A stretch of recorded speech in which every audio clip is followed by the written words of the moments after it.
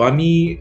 जो हैं पीटीआई के, उनका जायचा खान साहब का अगर हम लोग देखते हैं तो उनके जायचे के मुताबिक उनकी प्लानिटरी पोजीशन से तो बिल्कुल ये इनकार नहीं किया जाता कि वो जब से पैदा हुए जिस भी शोबे में रहे, जिस भी शोबे से मुंसलिक रहे, उसमें चूंकि उनके जायचे में planetary position Venus strong position पे है, जुपिटर स्ट्रॉन्ग पोजीशन पे है, कि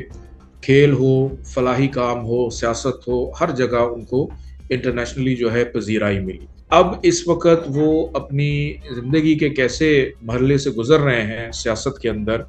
कि जिसमें सख्ती आजमाइश जो है वो बर्दाश्त कर रहे हैं। और मार्च 2024 तक, मैं अगर आपको डेट बता दूं तो 23 मार्च से लेके 28 मार्च के दरमियान के मार्च 2024 से लेके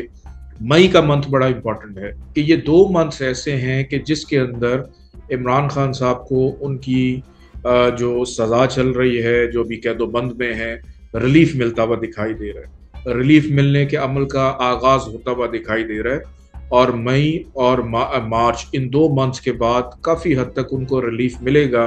कि वो अपनी बेहतर अंदाज में पाकिस्तान के लिए जो भी सियासी खदमात हैं वो अंजाम दे सकें। प्लैनेट्स की पोजीशन ये बताती है कि बिल्कुल अगर फ्री एंड फेयर इलेक्शन होते हैं और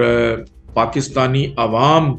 अगर 60% या उससे ज़्यादा का टर्नओवर रहता है तो उनकी पार्टी जो है बेहतर अंदाज में आगे मूव करती हुई दिखाई देती है, जो वजह बनेगी उनको रिलीफ दिलवाने की। और आगे चल के नेक्स्ट ईयर 2025 की अगर मैं बात करूं